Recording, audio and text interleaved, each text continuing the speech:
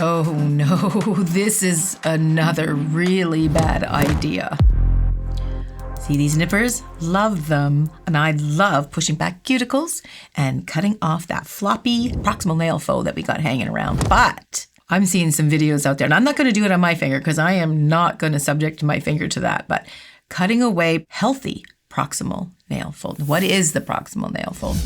When we push that cuticle back off of the fingernail, we push it into the proximal nail fold area. And that proximal nail fold is that kind of clear, it's like a curb, right? Against your finger that goes to the flesh and the rest of your finger. Sometimes that proximal nail fold can get really bulky and thick, and you can cut it. If you see it clear, that's kind of dead. Well, it's dead. It's not healthy. It's not live tissue.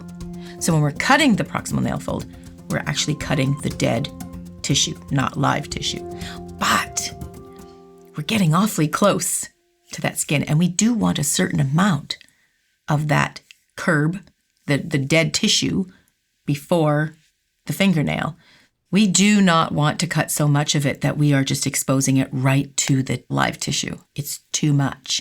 I had a client, and she was very, very obsessive with her little nippers. Every day, I think. When I wasn't seeing her, like she'd come to see me about once a month, and she would cut those cuticles. Any little bit of proximal nail fold, she would cut it off. Okay. Over time, she had the thickest proximal nail fold I have ever seen in my 35 plus years career. Never seen it that bad before. So what she was doing, and what I believe is, it was very upset.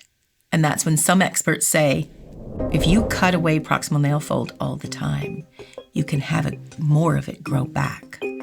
And that is true. If it's a constant thing you are cutting, it is going to grow back with a vengeance like a callus. So of course you want to cut more of it, right? So don't start cutting it like that. So if it's flapping around and it's dead tissue, I understand, like when I do Grant's nails.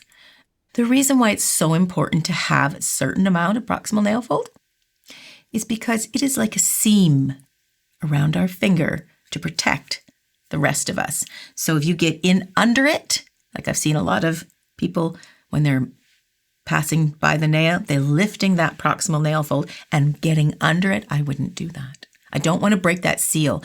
That seal is very important to protect the rest of our body. It's up here and it's underneath our nail here. So let's pull back on chopping away those cuticles. I see beautiful cuticles that are being clipped away at that don't need it. So let's be careful with our proximal nail folds. I'll talk more on this because it's a really big topic. Take note, and thanks for joining me. Catch you guys in the next video.